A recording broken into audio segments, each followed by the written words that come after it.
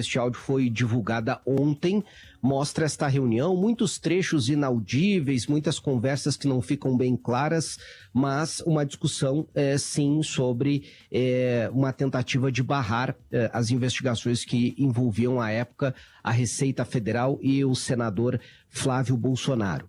O então presidente Jair Bolsonaro trata com o ministro Augusto Heleno, do GSI, com advogadas que poderiam atuar favoravelmente a Flávio Bolsonaro, e eles citam a possibilidade de acionar os chefes da Receita, do SERPRO também, que é o Serviço de Tecnologia aqui do governo, para fazer uma varredura na vida dos investigadores e, de alguma forma, entender, né, a motivação desta investigação ou, eventualmente, até barrá-la. São alguns detalhes que são novos e se somam, né, às suspeitas que há um bom tempo já vêm sendo trazidas nesta investigação e em outras também que envolvem o senador Flávio Bolsonaro, a maioria delas relacionada ainda ao período em que ele era deputado estadual na Assembleia Legislativa do Rio de Janeiro.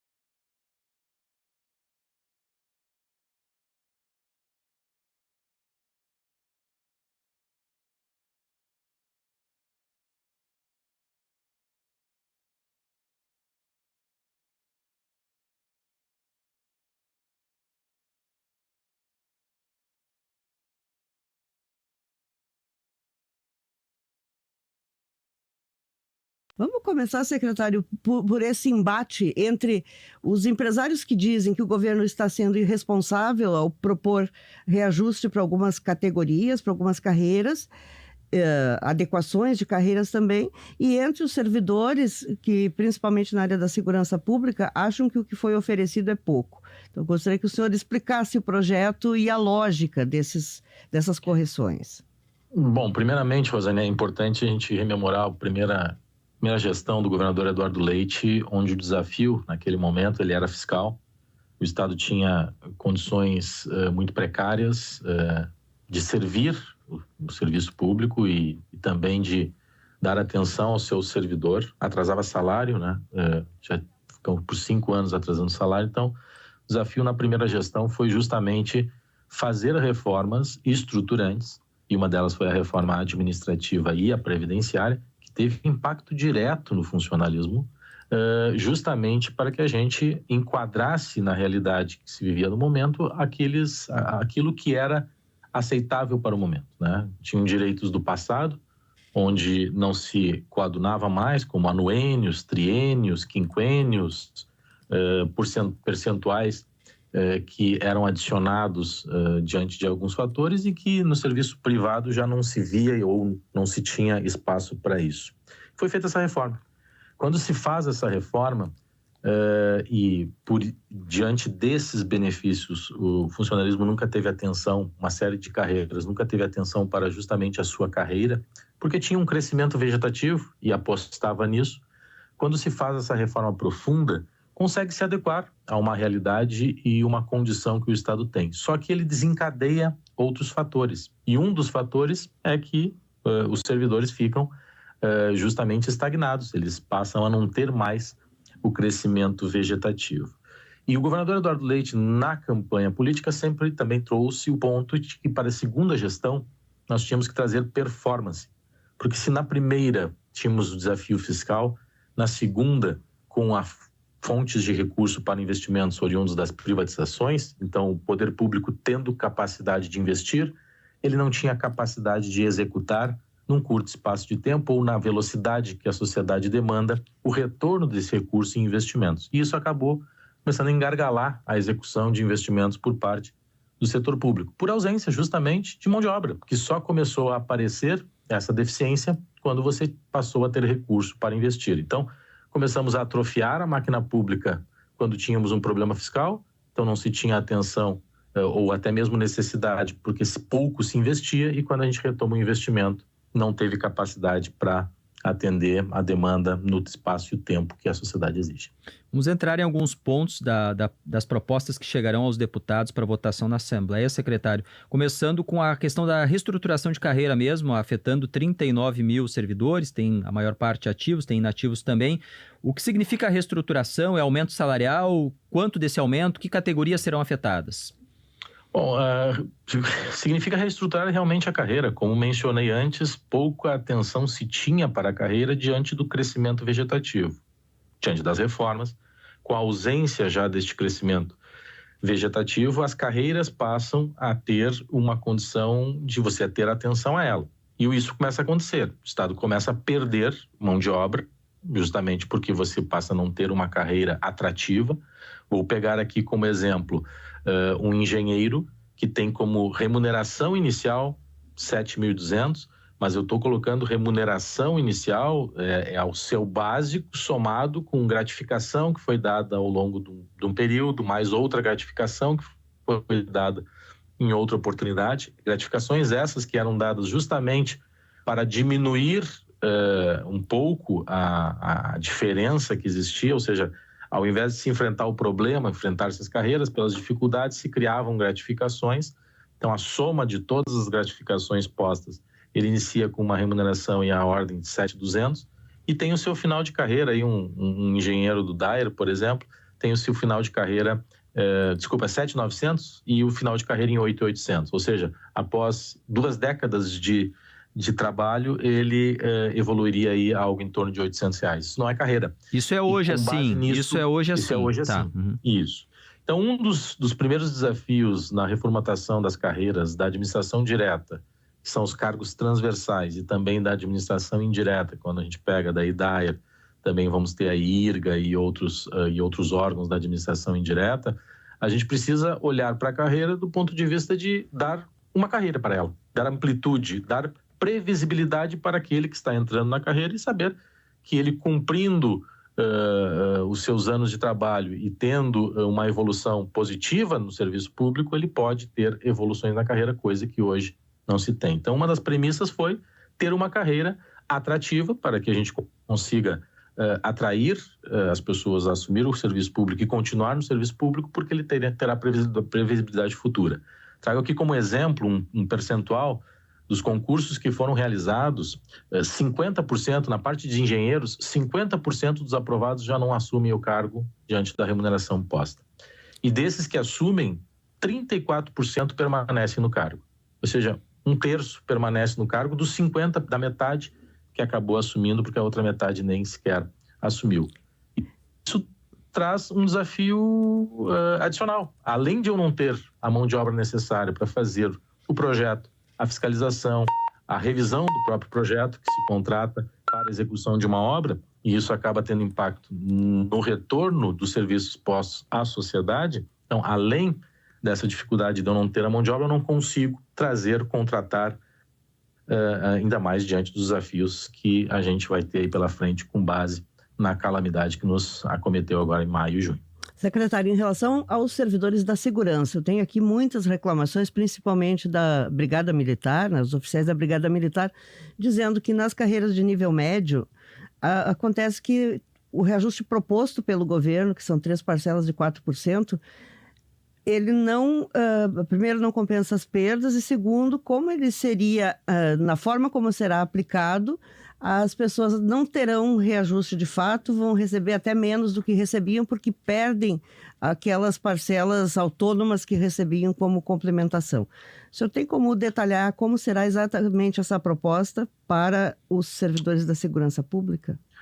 Bom, a gente está trabalhando aí um percentual e, no caso da segurança pública, pelo contingente que nós temos, ele tem uma participação expressiva no custo que o Estado terá dos projetos encaminhados, e foi escalonado em três anos, ou em 3 parcelas, justamente para que o Estado, a gente faça um avanço, consiga alcançar um reajuste também com responsabilidade fiscal. Não dá para a gente assumir compromissos que logo ali na frente sejam insustentáveis e que a gente volte a conviver com situações que vivemos no passado recente, como foi o atraso de salário. Então a gente precisa assumir compromissos que são exequíveis. E no caso da segurança pública, aqui trago um esclarecimento: não, ninguém receberá menos. Há uma dúvida, acompanhei nas redes sociais a manifestação de algumas entidades. Não haverá ninguém que receberá menos. Você está dando um percentual de reajuste porque ele é incidente sobre o subsídio, e hoje o que ele contribui para a Previdência e também para a IP Saúde, para aqueles que têm IP Saúde, já é feito, a base de cálculo já é feita sobre a remuneração total. Então esse é um esclarecimento para a categoria, porque estão fazendo o cálculo apenas sobre o subsídio e não sobre a remuneração total, e acreditando que receberiam menos. Não, então ninguém receberá menos. Quando a gente fala de 12%, nós estamos escalonados em 3 parcelas de 4%, a ideia é estancar a perda. E compreendo que a categoria esteja olhando para trás, o período que ficou de 2019 até 2022 sem reajuste salarial, mas estamos olhando do presente para frente de estancar uma perda. Então, a proposta em 3 parcelas de 4% é justamente para que o que está previsto de inflação na hora de 4% seja garantido neste ano de 2024. Claro que é a partir de janeiro de 2025, e tem um componente legal para ser janeiro de 2025, mas estancaria 2024, 4% em 25% para suprir a inflação de 2025 e 4% para suprir a inflação de 2026. O primeiro passo para que a gente consiga olhar para trás e ver como pode o Estado avançar é a gente estancar as perdas. É isso que a gente está propondo nesse momento e que a gente tem conversado com as categorias e espera que eles possam compreender o momento que estamos passando. Por que, secretário, o governo quer votar agora, antes do recesso, até com uma convocação extraordinária nesta semana, esses projetos, não deixar para depois do recesso? É um questionamento em relação ao tempo curto, desde a apresentação até a votação para análise das mudanças. Bom, primeiro que a Rosane trouxe um elemento importante, né? Todo esse trabalho vem sendo realizado desde o ano de 2023, situações daquele momento não nos permitiram avançar nessa discussão, mas fizemos todo o trabalho, Secretaria de Planejamento, Governança e Gestão, com a nossa secretária Daniele Calazans, por determinação do governador Eduardo Leite, chamou os sindicatos para ouvir as suas demandas. Claro que o que os sindicatos almejam é sempre atender aquilo que eles solicitam, e por parte da gestão é identificar o que é possível alcançar sem que se prejudique a continuidade do serviço público, mas que a gente consiga buscar o equilíbrio para isso. Então, já vem ao longo de 12 meses do ano de 2023, estão se trabalhando nesse projeto que, não o projeto em si, mas a reestruturação e o que teria de necessidade para fazer esses comparativos, inclusive com outros estados e cidades que concorrem conosco quando fazem concurso, né? Quando um município ou um estado faz o concurso, e agora a União fará o Enem dos concursos, a gente, não estando com carreiras atraentes, perderemos mais servidores públicos. Então, tem esse componente. Quanto à questão da votação, há, por uma questão circunstancial, uma possibilidade, não está confirmado, que só se confirma quando da expedição do relatório, mas há sim uma possibilidade que possa o Estado bater, alcançar o limite prudencial previsto na Lei de Responsabilidade Fiscal por uma questão circunstancial, uma queda de receita que teve agora no mês de maio, no mês de junho, e está se irradiando aí pelo mês de julho, diante da catástrofe, do efeito dos eventos climáticos que nós tivemos. A receita está recuperando, perfeito, mas tivemos nesses meses perdas. E por que se diz circunstancial? Porque foram naqueles meses, né? Está irradiando para julho, mas são nesses meses, e a lei, ela é estanque. A lei diz que você precisa fazer um cálculo para ver o percentual de comprometimento com folha de pessoal e sua receita dos últimos 12 meses. Ele não contempla alterações extraordinárias que possam ter, porventura, acontecido pelo lado da receita, porque nós não ampliamos o gasto pelo lado da despesa, foi uma redução momentânea por parte da receita, e isso a legislação fiscal não tem essa previsibilidade. Então, ela contempla 12 meses. Ao contemplar 12 meses e se atingir o limite prudencial, para você conseguir sair, a perspectiva é que você precisa retirar, expurgar esses meses que foram ruins e entrando outros meses que sejam meses normais. Então, havendo este risco e esta possibilidade de acontecer, e diante da premência, da necessidade que o Estado, que o governo consiga ser rápido nas respostas, ágil, nós temos uma série de obras a serem cumpridas, a gente já tinha antes e se agregou mais ainda. Vou pegar um exemplo das escolas, a gente tem mais de 3 centenas de escolas, de obras de escolas que precisam passar por realização dos projetos, contratação e execução, já existiam antes e foram agregadas com mais escolas que tiveram problema depois da catástrofe. Então, o serviço público aumentou, a necessidade do governo servir mais a população aumentou. Então, diante dessa premência e essa necessidade é que estamos também encaminhando para discussão temprana aí na Assembleia Legislativa. Secretário, existe hoje uma situação em que as pessoas entram nos cargos públicos vinculadas à secretaria para a qual fizeram concurso. E a secretária Daniele tem dito que essa é uma aberração que precisa ser corrigida, porque hoje, digamos, a Secretaria do Planejamento pode ter pessoas sobrando e a da Educação estar com falta de gente justamente para cuidar do orçamento lá. Nessas mudanças que vocês estão propondo, a mobilidade será automática? Como é que vai funcionar nos futuros concursos? Perfeito, isso impacta na vida dos atuais servidores? Não, perfeitamente, Rosane. Para o ouvinte, né, que tem lá, está com a sua empresa, trabalha, ele tem uma compreensão que o governo é um só. E tem de difícil compreensão de por que um servidor, que ele é do governo, ele é do Estado, ele é concursado do Estado, que atua em uma secretaria, por vezes, não pode atuar em outra secretaria.